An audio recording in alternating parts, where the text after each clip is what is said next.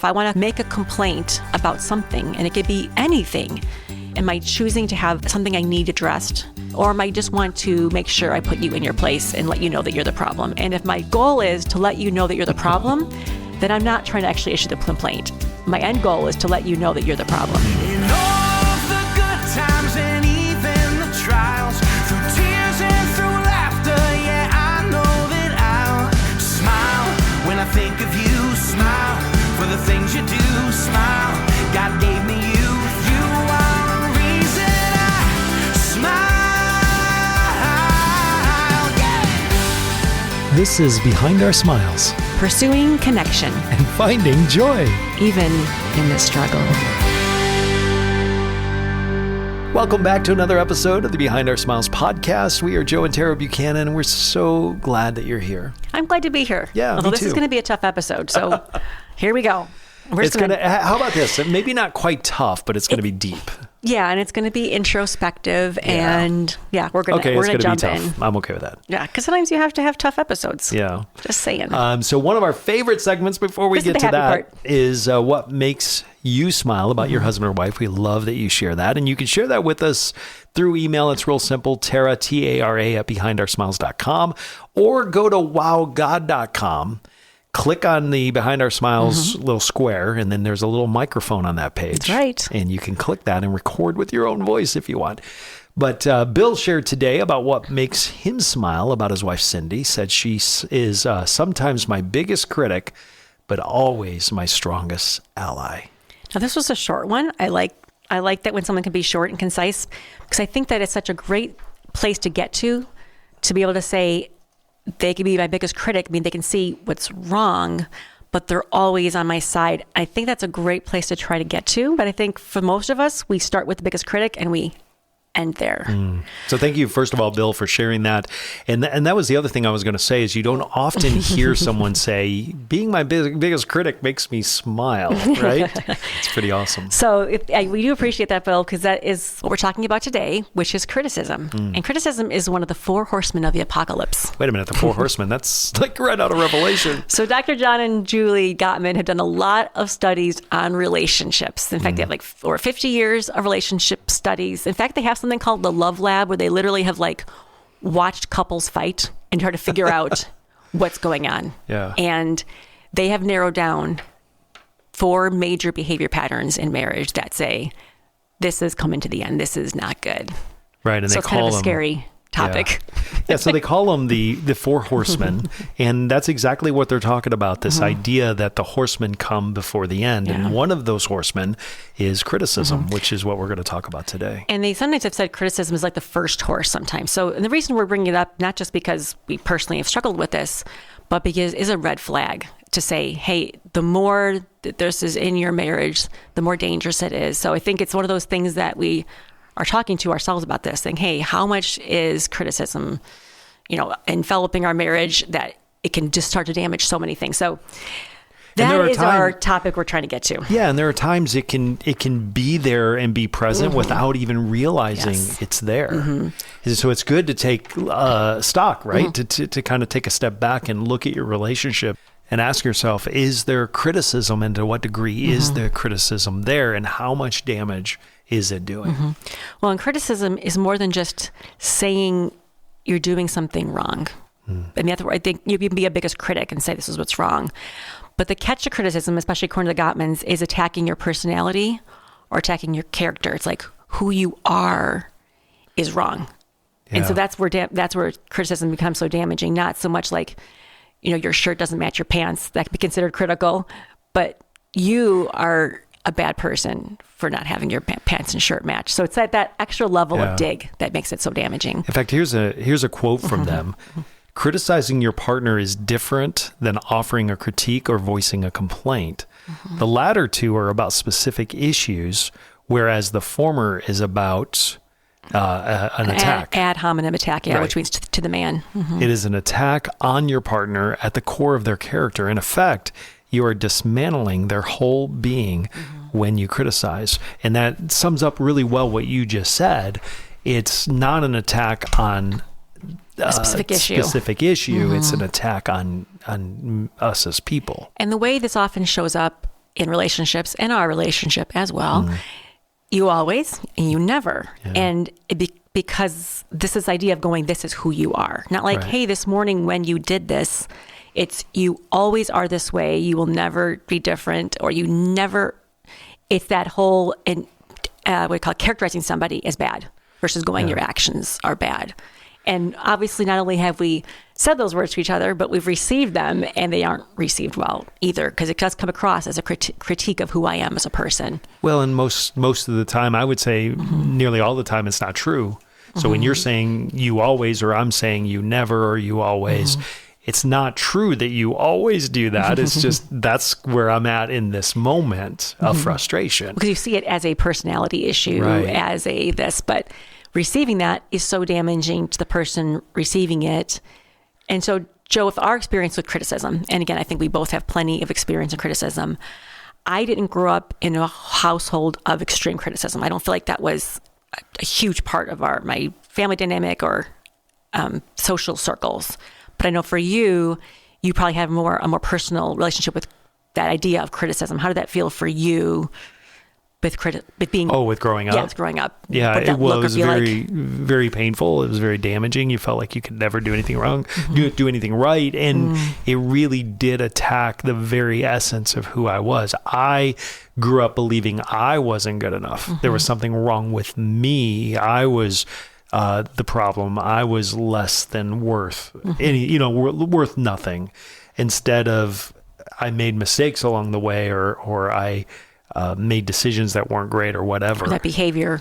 Yeah, it wasn't. I never grew up thinking my behavior was bad. I grew up thinking I was bad. And I know just from living with you, the long-term effects of that do carry into your adulthood when you are raised in a way. So I think to first look back and say how you're raised, because it can make us more sensitive to criticism or more all these kind of crazy things when you grew up constantly feeling criticized. And I think what you said was very important too, which is I never could do anything right. Yeah. And you felt like whatever you did was wrong because, again, you always. Right. You or always. you never. And you never. Right.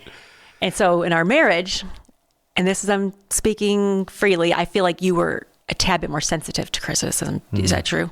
Yeah. You weren't necessarily offering criticism, but any kind of correction Yes. I would receive as criticism. So this is where I was saying this is a tough episode for us, because this is definitely something we've struggled with. So I will come out and say, I know I'm probably I can be too critical of you, Joe. So again, you did this wrong, you did that wrong, and you did that wrong. So in our marriage, that's created the problem, not only because that's wrong for me to do, all right, if I am correcting you or criticizing you in a unhealthy way, in a selfish, meaning way, there's a right and way to do it, a right and wrong way to do it. And then you throw into the mix that you're sensitive to being corrected. That was our recipe for disaster. So I would point out something that you did wrong. You took it wrong because you don't want to be criticized, because again, here you are telling me that I'm wrong. Right. I took it as a personal attack rather than... and it could have been, though. Yeah. But now putting my shoes away, right? I mean, that's something that like you wish I would do that, and maybe I didn't do that exactly well, but I didn't look at it as though, oh man, I forgot to put my shoes away again. I looked at it as I'm a horrible person who can never do anything right. So I think in our marriage, we really had a nice little cocktail of both of those things happening. One is you were very prone to assuming that I was criticizing you. And I was also prone to being critical. So now there are times I wasn't. And I think for us, my biggest thing that I'm working on, or I have had to work on, is the tone. So the tone by which you offer your criticism can be indicative to what your heart is behind your criticism. Right, because there were times when I know looking back now, you were not critical at all, or vice versa. But that tone definitely... Can you put your shoes away? Can you put your shoes away? You can never do anything right. And can you put your shoes away is, again, what's wrong with you? And as a person, that you could not be perfect and you cannot do the things I want you to do instead of just a request. I think that's what that first definition about, attacking the issue and not the person. Hey, I have an issue with your shoes. The shoes are bothering me. And to be fair and honest, the shoes bother me. There are so many shoes in our house and they're getting bigger every year. But to say, okay, I can have an issue with the shoes. Can I just back that up a second? Most women, that would be a very good thing. There are so many shoes in my house. Not my shoes. My shoes aren't the problem. Oh, gotcha. Okay. Everyone else's shoes. All right, just wanted clarification there. So I can have an issue with the shoes. I can have an issue with anything in our family, in our household that I say, hey, this bothers me. I don't like it. It's not up to code. Tara's code. But when I say it in a way to say, I have an issue with you because the shoes. And so we did talk about this in episode 10. This is be a running theme throughout our podcast. Yeah. Episode 10 was what's wrong with you? Right. And it was the clothes on the floor.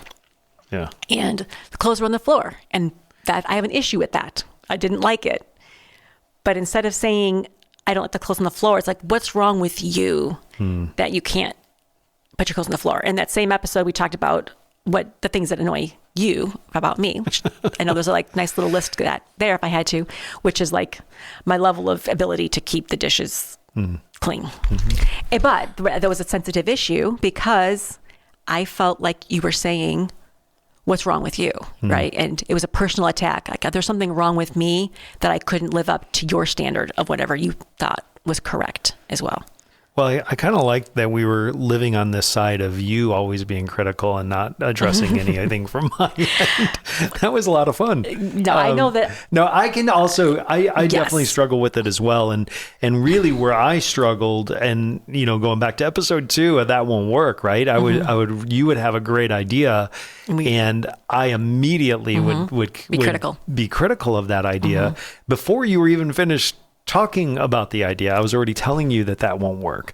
And so, and making that adjustment was so promising because moving from that won't work to that's a great idea, I began to see life. Like when I would say that won't work, the life just came out of you. And I think we got to a place where you don't share fully with each other anymore. And so when we were able to make that adjustment, that's just one quick example of that's a great idea. All of a sudden, it kind of squished the criticism. That's a pretty common response, though. If you grow up in a critical household, a critical environment, a critical relationship, you do get to the point you're saying, I'm not going to say anything anymore because whatever I say will be wrong. Yeah. So it does shut down communication.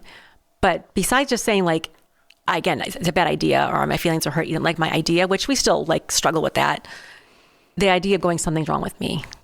That it's not just it's a bad idea, something's wrong with you. And obviously there are parts of us that are broken. We are broken, sinful people, but saying I can't, it's attacking, it's not looking at it's both broken people. Like, hey, we both have our issues, we're both struggling. It's no, something is singularly wrong with you. And I'm up here on my high horse of criticism and looking down on you and saying, what's wrong with you? You're the one, you're always this and you're always that. And I wonder sometimes if maybe it's all the time, if I really were to dissect that to go, it makes me feel better about me because I don't have to focus on the things that and maybe there is a legitimate level of frustration. The dishes aren't clean again or whatever it is. We can have an issue with the dishes. But if I attack you in a way that's critical, it almost puts me above you, right? It puts me in a position where I don't struggle with these things. Right. And how is it though that sometimes I pick faults of yours or issues that you struggle with that either I don't struggle with. So therefore, again, I'm better because I've never had that problem.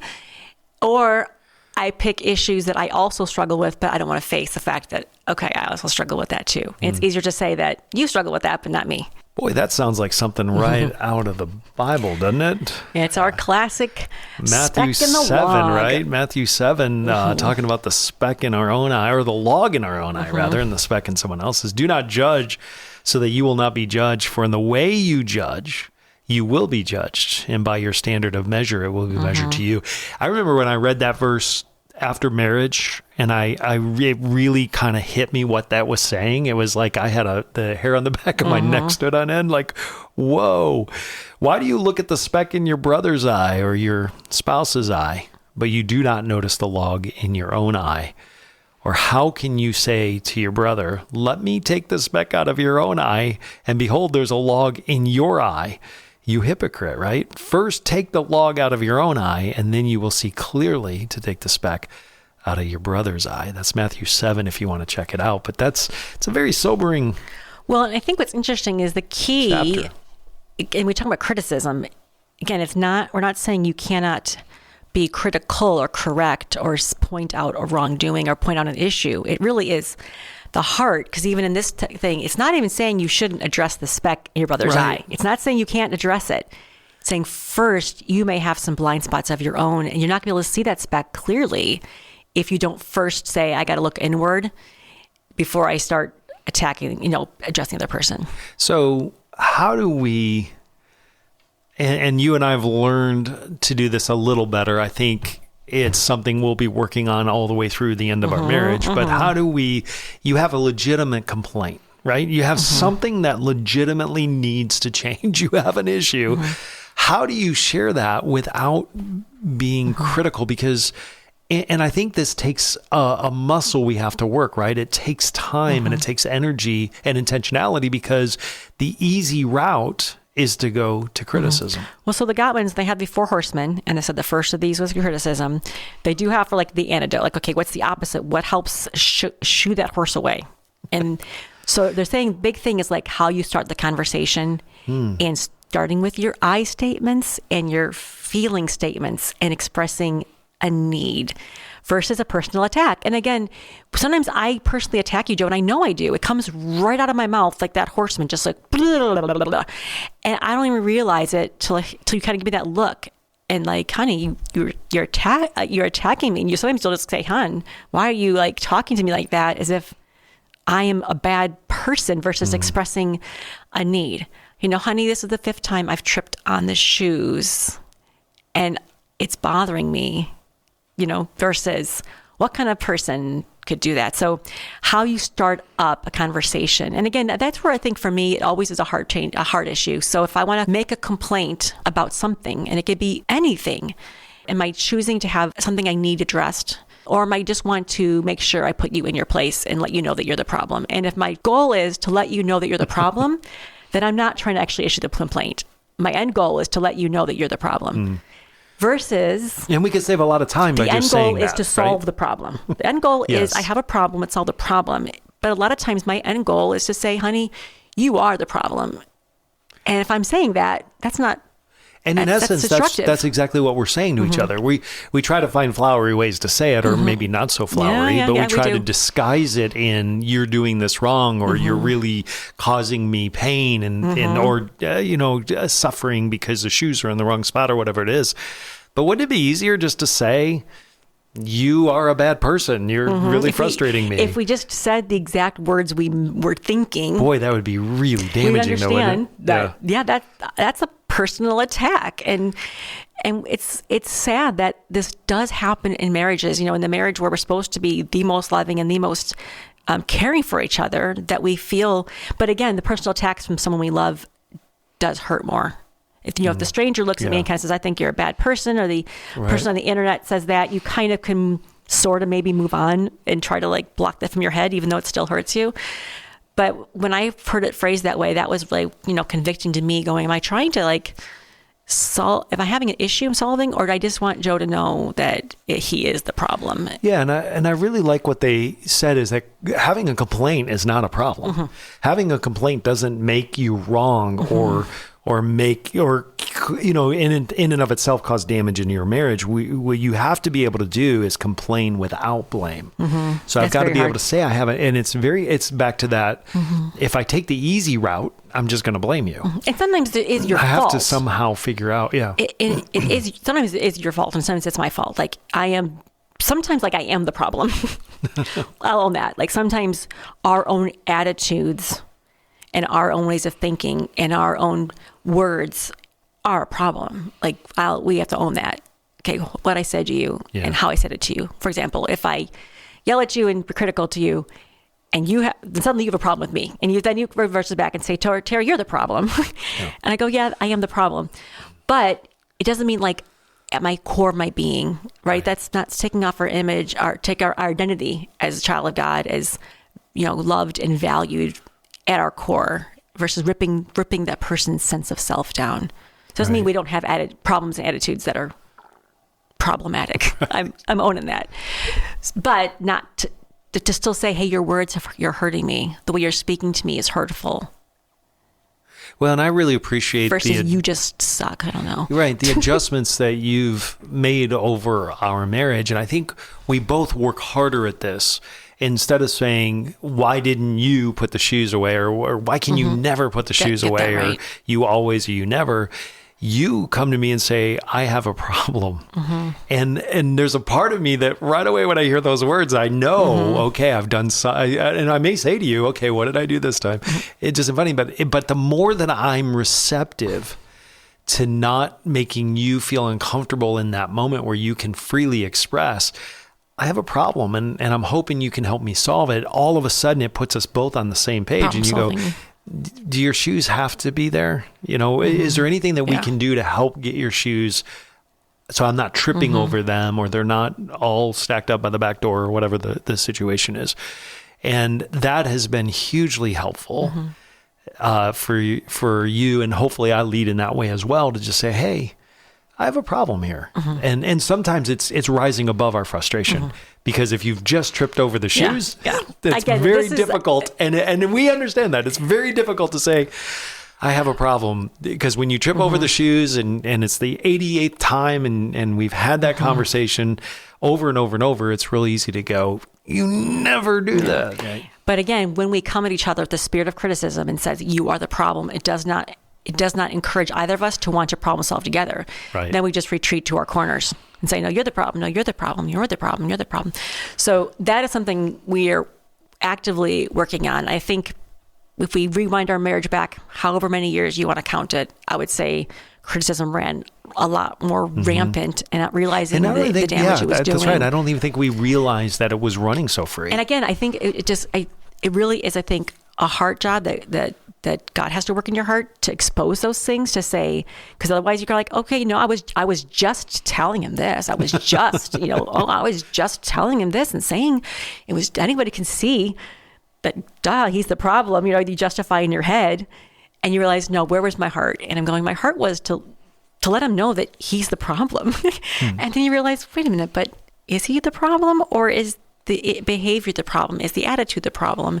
And then we can work on it together instead of me rising myself above you and saying you're the problem. So it's very hard to do because a lot of times criticism comes out in the moment, right? It's like, it's just the spur of the moment. It's kind of spontaneous.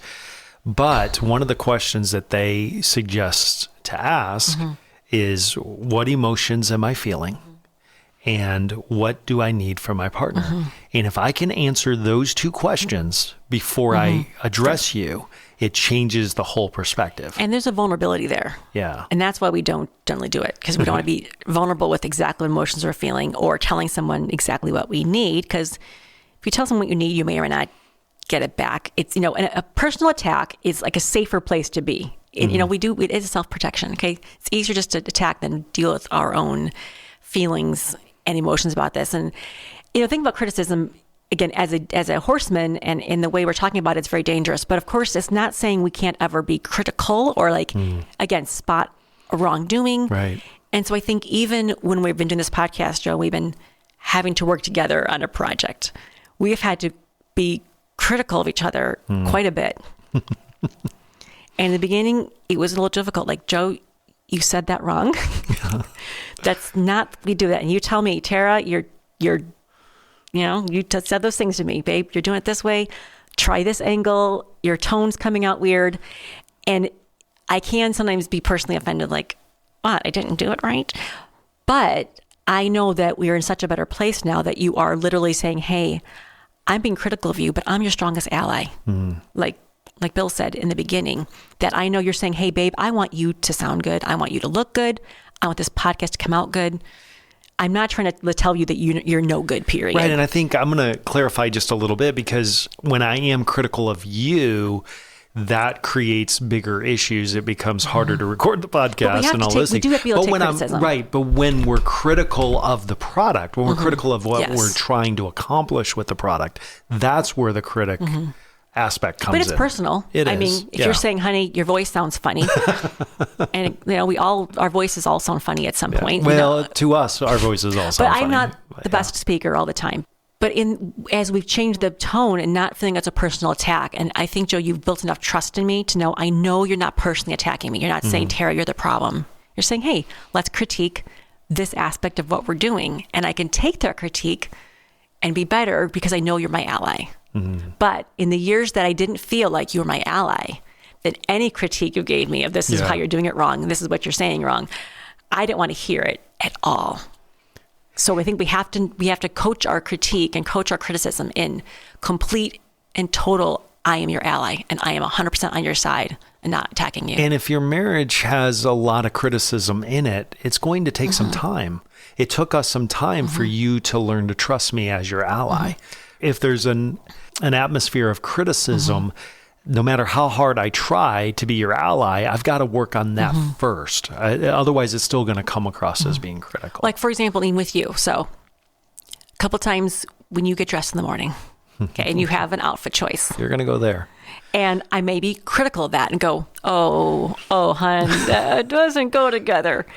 Now, again, in the past, I might have been too harsh and too quick. Thanks for sharing that publicly. I appreciate that. To go that. like, again, you're going to wear that? Like, whoa. Like, again, what's wrong with you that you would ever choose to wear that? But in the beginning, again, as well, you are sensitive to criticism. So if you walk out of the door and I'm going, oh, and you're like, great, I ruined the outfit again, right? I can't do it. So that was like a point of contention for a while. Like, you felt like I was going to critique you. But it's like the same time, at the end, you learned to go, I'm your ally. I want you to look good. You know, someone's got their fly open. The kind thing to do is to say your fly is open. And so if you're going to walk out the door wearing mixed match plaids. No, I've never done that in full disclosure. And it's not mixed match plaid day at school. Right. But like if there's something obviously wrong, I could say to you, hey, you know what? I don't even know how to say it, but we're working on that. Like how to say, there's a problem with your outfit. Can I share with you a better shirt choice? Yes. I don't know how to say it right. And anymore these days, you don't even have to guard your words because I know that you're my ally. That's the catch. I know that you're looking out for me. Now, if I will lead sometimes and say, I don't know if this goes together, but I really like this outfit. So I'll lead with that so you know, hey, this could be a little bit more personal if I attack this. So again, even like, something personal like that. Kind of nice, I guess. But again, there was a time where I feel like I was too quick to criticize. Again, maybe let's see what you're wearing.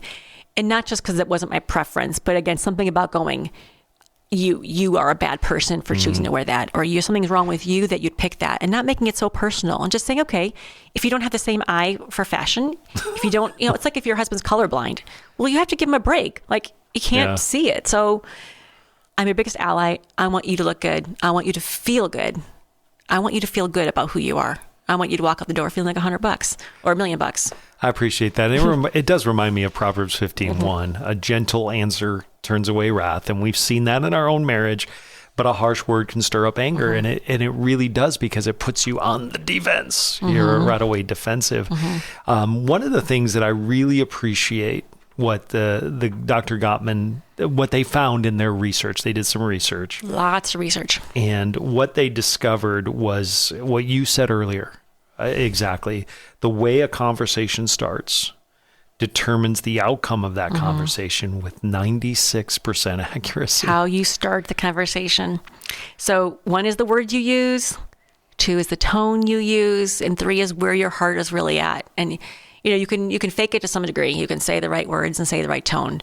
But if your heart is in a place of wanting to put the other person down, the conversation's going to go south, and it won't end well. And you end up in a loop of criticism, because criticism, what follows criticism when I critique you? Defensiveness. Oh, you're never defensive. Yeah, no. And that is the second horseman. So the first horseman is criticism.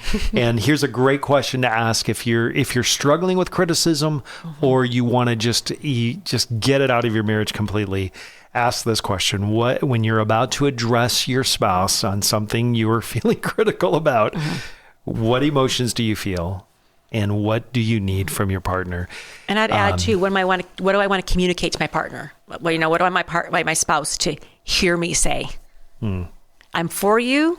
Yes. I want to solve this problem with you. Or are you trying to get your partner to understand that you are the problem? You mean your partner? Yes. Your partner is a problem. Right. So Working on this because I think this is the first horseman. It can sneak in unnoticed. You start to say, oh, this is just the way I am. This is the way you are. This is just, I have to tell him what he's doing wrong. She doesn't understand she's doing it wrong.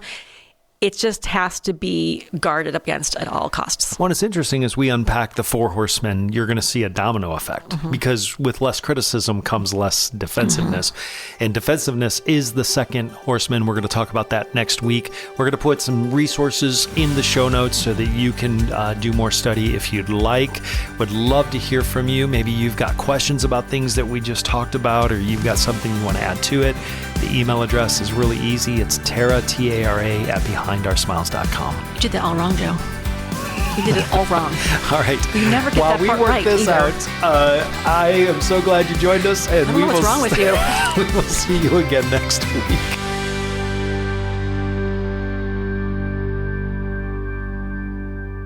Behind Our Smiles is a Wow God production, a ministry of the University of Northwestern St. Paul. Discover more at wowgod.com.